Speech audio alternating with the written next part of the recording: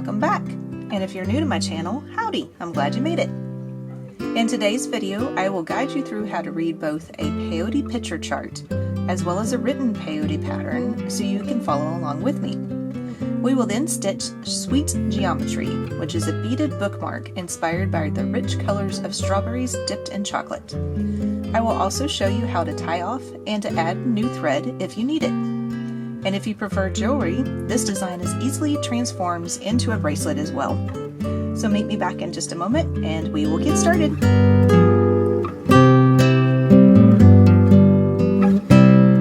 Alright, so we're going to start off with, I'm going to show you how to read a peyote chart. Now this is the picture chart. We'll go through the written chart here in just a moment as well. So on this, you're going to look at this and you've got the picture, and of course it goes all the way down to the bottom, and of course mine is in black and white, so I do apologize about that. Now if you download the this PDF pattern, it is in color. It's just that I have a black and white printer here at the house, so that's why it's all in black and white. But you can see the different letters and everything. I've tried to zoom in enough to where you can see it a little bit. So you've got your typical left side over here, and this is going to be your right side on this side. Now, when you first start off with peyote, you're going to start off doing the first two rows. So here is row number 1, this one right here, and here is row number 2 right here. So your first two rows, the first time you pick up anything, you're going to be picking up 1, 2, 3, 4, 5, 6, 7, 8, 9, 10, 11, 12, 13, 14, 15, 16, 17, 18 of your color A. And notice how I counted like this, at a diagonal like that. So that's how many beads you would count. Now that would be your first two rows. When you come back to do your row number 3, your row number 3 starts right here. So then now we're on the B's. So row number 3, you would pick up 1, then you would jump over to this one. That's number 2, 3, 4, 5, 6, 7, 8 B's. And then you end with an A. Number 4 is going to be this one. So you would pick up 1, 2, 3, 4, 5, 6, 7, 8 B's again, and then end with an A. Your row number 5 starts down here. So now we pick up 1 B, then we jump over here, 1, 2, 3, 4, 5, 6, 7 C's, and an A, and then you continue on. So each time you just go diagonally with your rows. So here's number 1, 2, 3, 4, 5. Now if that is a little confusing, I have written out those numbers off to the side before in my charts. I would start with 1, and then put a 3, and a 5, and then 7 on this side. Then I would put 2, 4, 6, and 8 on this side. If that's confusing to you, you can always do it in that way. So that way you'll know, okay, well, I just got finished with row number 6. Now where do I go to start number 7? Okay, well, it would be this row right here that's on this line, but of course I'm going to be over here on this side, so this is where I would start the numbers and everything. If that helps, I don't know if that would help you or not. But that's how you read a peyote bead chart like this that's in a picture form. So meet me back in a second and then I'll show you how to read the word forms.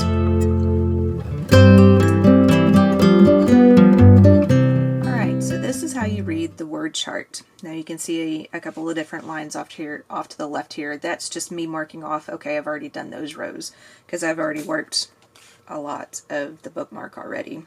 So that way I can just come back and show you how to do the basics, and then I will show you the finished product when I am done. So to read the word chart, it's almost a little confusing compared to the bead chart, because the bead chart goes left to right, but then this says left to right also, but it ends up actually looking like this. So this is the very beginning. So my beginning thread is sitting off to here, off to the left, which would be the left-hand side of the beadwork, and here's the right-hand side of the beadwork. Now I'm going to put the bead chart back in front of you real quick so you can see the difference of what I'm saying. So the bead chart is in this form, like this. It is actually, looks like this. So I flipped it. So my starting thread is now on the right hand side. So it's a little confusing, it's backwards, but if you choose to do one in one way, then just keep looking at the chart in this way, if you choose to look at it in this way. I'm doing it this way because it makes more sense to me. Hopefully I just didn't confuse everybody, but this makes more sense to me when I look at the letters and the numbers and everything of what to pick up and how to pick it up. So like I said, your beginning thread is going to be off to the left, and then this is going to be the right hand side. So I always hold it in this fashion, where I have the beginning thread down at the bottom, and then I bead up and down. And I'll show you that in just a minute. So to read the chart, like I had said in the last clip, you always pick up 2 rows as your first row. So on row 1 and 2, which is you're starting off on the left hand side, that's where the L is coming from. So you're starting off on the left hand side, you're picking up rows at 1 and 2, so 18 A's. So that's where you get your 18 A's. Then on row 3, which you're starting off on the right hand side of the bracelet or bookmark, and you're going in this direction. So the first one you're beading from left to right. Row 3 you're beading from right to left. Then you would pick up 1 A and then 8 B's. And I'll show you the peyote stitch. So this will make a little bit more sense if you're not familiar with peyote stitch. This will make a little bit more sense here in a minute when I show you how to do the stitch. Then row 4, you're starting off at the left. Then you would pick up 1 A and 8 B's. Row 5, you're starting on the right. You pick up 1 A, 7 C's, and 1 B. Row 6, you're starting on the left. 1 A, 1 D, 6 C's, and 1 B, and so on and so forth. So hopefully this is a little clear. If this is still not making any sense, stick with me. I will start doing the beading product with you, and hopefully that will help clear up a little bit of things. So give me just a moment, I'll meet you back, and we'll start on the peyote stitch. And after we get started with it, then I will show you individually all of the different rows. I'll have different pictures and stuff up showing you the different rows. I'll tell you more about that in just a second. So meet me back and we'll get started.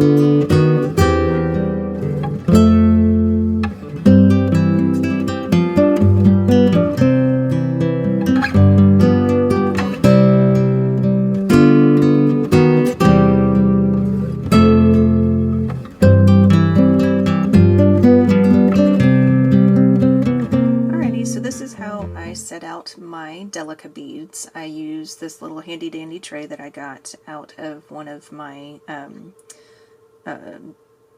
bead boxes that I had received, and this was actually from the Gemstone Orphanage in their Tiger's Eye collection. It came in that box. So I use this little tray a lot lately, and this actually really helps out a whole lot whenever you're doing any type of peyote stitch pattern like this, because you can put color 1 in A, color B in 2, and so on and so forth. So I've already got it all situated out. I'm not going to have this on camera though, because I'm afraid that with this in the background, it's not going to focus very well. The camera won't focus very well, so I'm going to move this off to the side a little bit. So you won't see that, but that is how I use my little tray. Actually, you can kind of see it a little bit down there on the bottom. Alright, so for the first row, we're going to pick up 18 of our color A. Now I'm just going to put a bunch of these out so you can see me doing it. So I'm just not talking off site. 3, 4, 5, 6, 7, 8, 9, 10, 11, 12, 13, 14, 15, 16, 17. I almost got it. Okay, and then 18. So that, again, is your first 2 rows. So 18 stitches, or beads. So move this down towards the end of your product, leave enough to where you can just hold on to. You can always use a stop bead if you want to. I usually don't, just because on peyote stitch with me, I sometimes get, my tension is sometimes really tight in some areas and then loose in other areas. I just feel like just holding on to the beads, it makes it a little bit easier. These first couple of rows are going to be the hardest rows. After you get past probably row 4, then it'll start becoming extremely much more easier to do and everything. So now we're on to row number 3, and if you haven't noticed, I have some of the words up here at the top too, so that way you know how many I'm picking up and everything.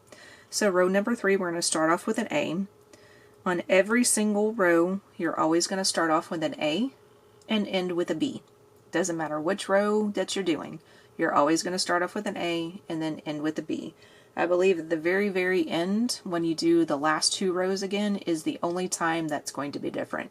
Is row number 1 and 2, and then row number, I think it's 117 and 118. So, to do the peyote stitch, we are coming out of that last bead, right here. We always skip a bead and then go through the next bead. So we're going to skip that last bead that we're coming out of, and then we're going to stitch towards ourselves and go through the next bead in line after you have the bead on your needle and thread. So when you pull that tight, it should have your beads, well, once they sit correctly. There we go. That should have your beads sit like that. Where you got 2 basically on the top and then 1 on in kind of sitting in between. So it looks like bricks.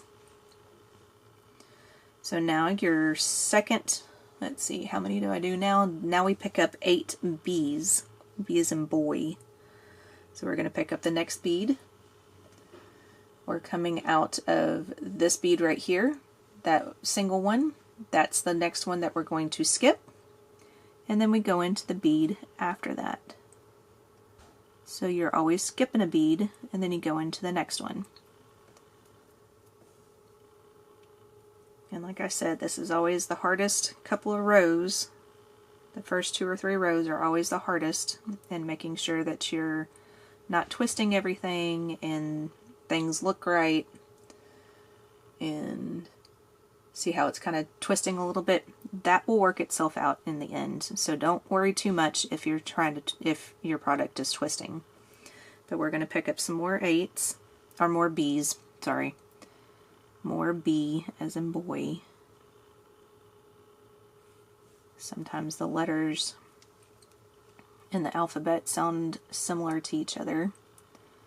So there's another one. Trying to go a little bit faster so this clip is not like 30 minutes long.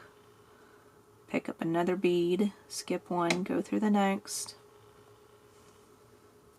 because I'm going to get down to the other end and show you the turnaround and how much easier it is to add the next row after this.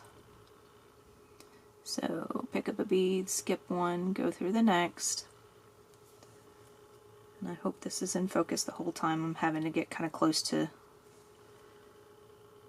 everything and not really pay attention to the focusing of the camera so I can see what I'm doing. Make sure I'm just going through 1 bead and not 2 or 3. Then have to redo stuff and all that other good fun stuff. And I'm trying to keep my thumb out of the way, and that's kind of hard to do sometimes too. So I'm trying to do this multiple times so that way if I am blocking something, either by not being in focus or by my thumb being in the way, then hopefully you'll still see it on another stitch. But it's just the same process each time. You pick up a bead, then you skip over one of the beads in the peyote line, and you go through the next one in the peyote line.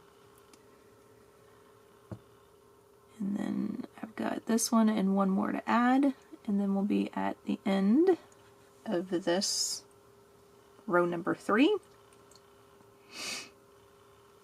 Okay, and then let's add the last B.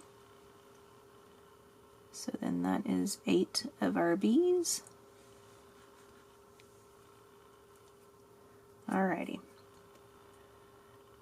So now your product should look something similar to that. And notice how it's cupping around. It's making kind of like a C. That is okay. It will straighten out here in a minute. Now we're going on to row number 4. Row number 4, like I said, you always start off with an A. So pick up your A. Now you're coming out of this single bead right here.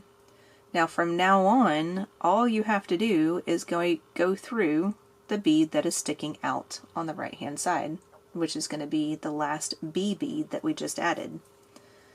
And when you pull that down tight, it now puts your new A. Yeah, it's not focusing very well. Come on. Work with me, camera. You can do it. There we go. Now we're focusing. Okay, so now you can see the two A's sitting next to each other, which that one on the right hand side is the one that we just added. Then you see an A and then a B sitting next to each other. So that B bead on the right hand side is the one that we just went through. So now we pick up 8 A's individually, so one bead at a time. Pick up a B and then go through the one that's sticking out on the right hand side.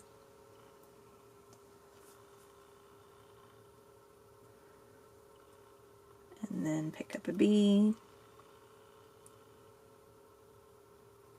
and then go through the one that's sticking out on the right hand side. I know this is kind of a long clip, and for those that understand peyote, you can always skip through this part and then just go to the next part. The next part's going to be the word chart itself. It is written, I've got it split up into, I think it's 12 rows each page, or maybe 11 rows, something like that. But I have each little section in up there for about 5 seconds, so if you need to, you can always pause those pages and take either screenshots or write it down, or just bead along with it, and then that way you know which row that you're on. I will also have this on my Etsy site as a downloadable, so that way if you want to get the PDF version of it, you can. I do use the, what is it called, Bead Tool 4 to create this, so I will have that information down in the listing below as to if you want to get your own version of that and make your own peyote products. You can always do that as well. So I'll have that all down in the listing. So I'm adding my last one of row number 4. We're going to do one more turnaround and then I will break off and let you continue on, and then I'll come back and I'll show you how to tie off some thread and then also add on a new piece of it too. So we'll start off row number 5. So row number 5 is 1A. We always start off with an A. And see how we have 2 beads right here now? Then we just go back down the one that we just added in the previous row. So it's that bead right there. Like that. So now you have 3 A's in a row. There we go. Now it's showing it. 1, 2, 3. And then you have an A and a B on that second part. So the next one to add would be on row 5 is 7 C's. So now we're picking up a different color. So this one's a little bit of a more brown color. This one, the B color that we were adding, is more of the amber color, or the mustard color, sorry. So now we pick up a C and then put that one there. And then you just continue on with the pattern. Now this is my second pattern option. I tried to do a different pattern where I was going to be using AI and also using ChatGPT to be able to come up with a different pattern.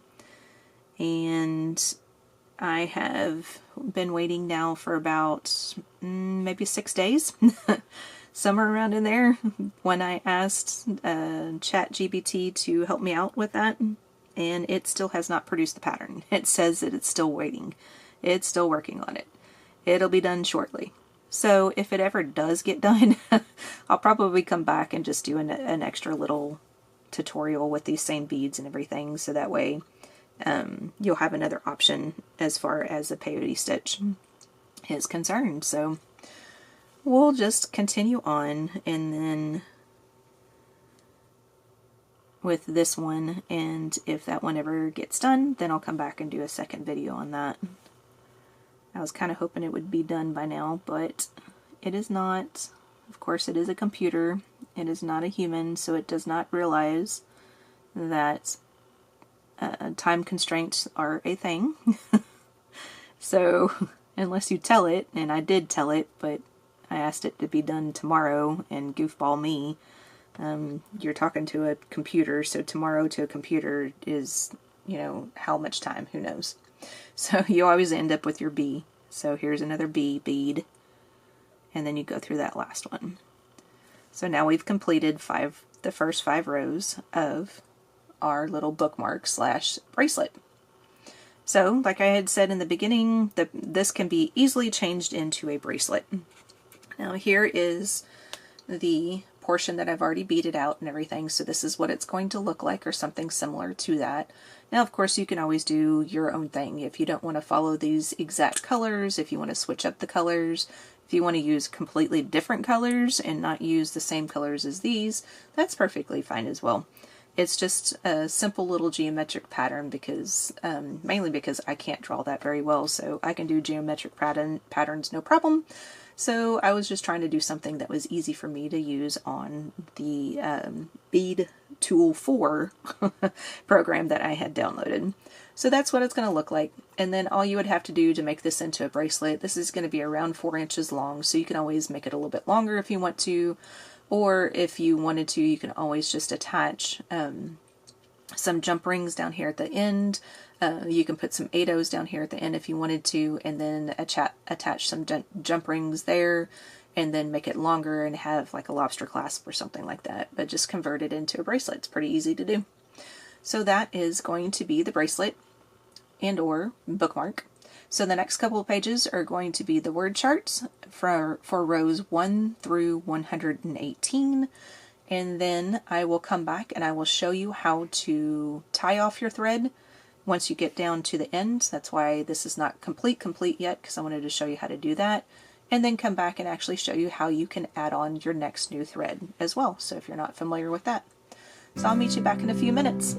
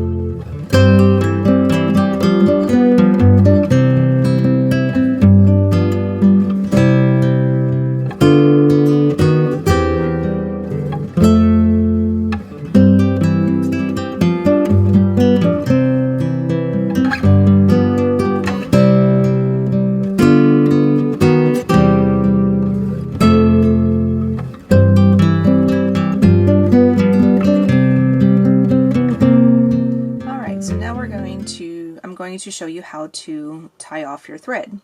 So I have the bookmark facing to where the working thread is facing downwards. It's down here on the bottom. That's the very beginning. And usually when I tie off and when I add thread, I try to be in that same position. It's just easier for me to know exactly when I need to tie off thread and how much thread is left over and everything. To do the tying off, I'm coming out of that A bead right down here.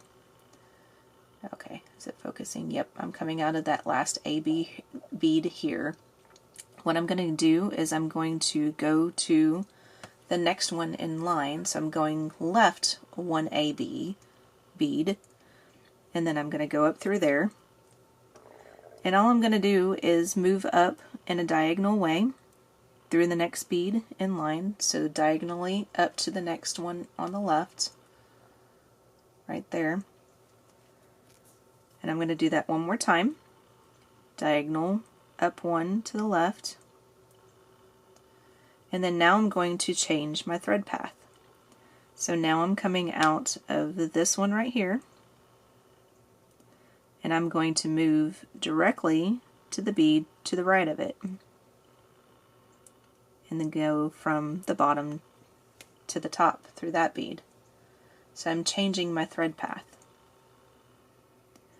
I'm going to go back to the left again, go through the bead that we just came out of, going from the bottom to the top, and then now I'm going to go diagonally to the right one bead. So basically you're just covering up that little loop that you made with your thread. Then I'm going to do that one more time. Go to the left diagonally once, go to the right directly to the right of the bead you're coming out of. Oops, try not to get wrapped around with thread. Go back directly through the left bead that you were originally coming out of before you did your turnaround. These beads are so sparkly. I hope you're being able to see this. And then lose your thread. Ay, ay, ay. What happens when your thread's getting small. Okay, now you can sit here and watch me have difficulties adding my thread back to my needle. Of course that will happen. Okay, I'm going to smush my thread again and see if that will work. There we go. Alright, so now we need to go to, we're coming out of this bead right here, so we need to go diagonally to the right and up one row. And then I'm just going to end it here since my thread's already coming out of the needle very well, or easily. So take the needle off, take your thread burner, get close to the product.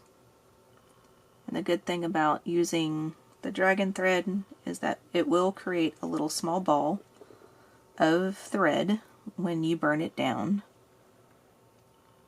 to the bookmark slash bracelet, depending on what you want to do. I'm trying to make this to where you can see it. Yeah, you can kind of see that. So I'm just making a little ball and then burning it down. And then doing it this way to where you have your working thread, or your beginning thread is always on the bottom, and then you always will add and or tie off your thread on the same side and everything. It helps to know, okay, this could be the back of your piece, because if you start rubbing your fingers across the edge, you're going to feel those little balls of thread sometimes. So that could be the back of your piece. Now you can't really see it. I mean, you really can't tell where they're at. I know where they're at because I remember where I, tied it off, because I tied off right there. I tied off over here. There's another one here, and then there's another one over here in this section. But if you flip it over to the other side and you feel it, and you don't feel any bumps whatsoever. Now those little bumps sometimes can be a little irritating for bracelets and all. Oh, see, you can kind of see where they're at now, right here in the centers, these two. But sometimes they can be a little bit irritating for some people, and then other people you just don't notice it at all. So it just depends. So that's how you tie off. So give me just a second. Let me get a new piece of thread started, and then I will show you how we can add your new piece of thread for the next part. Just a second, I'll be back. Alright, and how to add thread. So I have a new piece of thread on my needle, and I'm holding it to where the left hand side essentially is on the bottom still. That's just my preferred way of holding it. Now in the end, we need to make sure that our thread is coming out in this direction. So our needle will be coming through this last a bead again in order to start the next row in this direction. What we're going to start off doing is I'm going to choose a bead over here. Doesn't matter which one. I'm just going to choose one. That's off to the left. So I'm about 3 or 4 rows in, something like that. 1, 2, 3, 4, 5. I'm 5 rows in. And I just chose one. Doesn't really matter which one it is. Pull your new thread and needle through, and then leave probably about an inch or so. Doesn't have to be a whole lot. It can be just a very, very small amount right here. Just enough to where you can put your thumb on it to keep it from moving through the beads and everything. Now we're just going to do something similar to that we did with tying off. I'm going directly through from top to bottom through the bead on the right hand side of the bead that we're coming out of.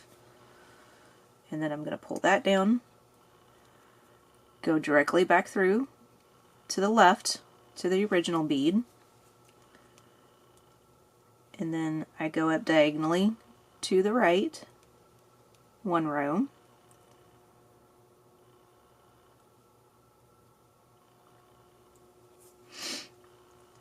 and then that's the first time I do that, and then I do it one more time. So I'm coming out of that bead, I just go directly to the left, which is actually where my knot is at. So I'm going to go, actually I said the left, I was going to the right. Well, I'm going to go to the left because to the right of that bead is where the knot's at that we just got done doing.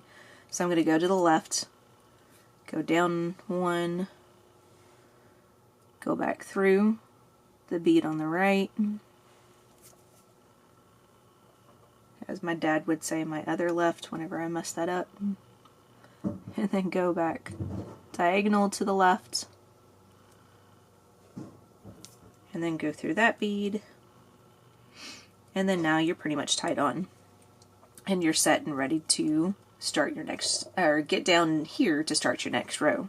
So now you just have to follow your thread path. So I'm going to go to the right, and then I'm going to start going down probably a couple of rows here or there. All you're doing on this part is just making sure that you're getting down to the that little corner bead, corner A bead, so you can start your next row correctly. So now we're just going to continue to move through the beads until I get down there. Oh, getting caught on my pen that I used earlier. Oh, try not to skip a row. I try to go through a couple of rows there just then. Try not to do that. You want to try to make sure that you're going through just the beads that you need to go through. Now I'm going to go diagonal 2 rows like that. I hope this is clear, because sometimes I wonder if it's clear or not. And then now I'm set up to where I can go straight through that A bead, which is where I need to be in order to start my next row. So now we're set up that way. So now you just burn your starter thread off in the same fashion that we did with the when we tied off. So burn it close to the product, burn it down into a little ball, and now you can't even really tell where it's at. So that is how you add on thread. So now I'm going to complete the bracelet, or bookmark. I keep saying bracelet because that's usually what I make, is a bracelet, but you can always do that. You can always convert it to a bracelet. So I'm going to continue to finish the bookmark, come back, and I'll show you the product. Thanks so much for watching. I hope you enjoyed making sweet geometry and feel more confident with your peyote stitch, how to read a peyote chart, and with your thread transitions. Whether you use this pattern as a bookmark or turn it into a bracelet, I hope it adds something sweet to your beading journey. If you found this video helpful, please don't forget to like, subscribe, and hit that notification bell. That way you'll be notified the next time I come out with new videos. Thanks again, everyone. I really appreciate it. I'll see you all in the next one. Bye now.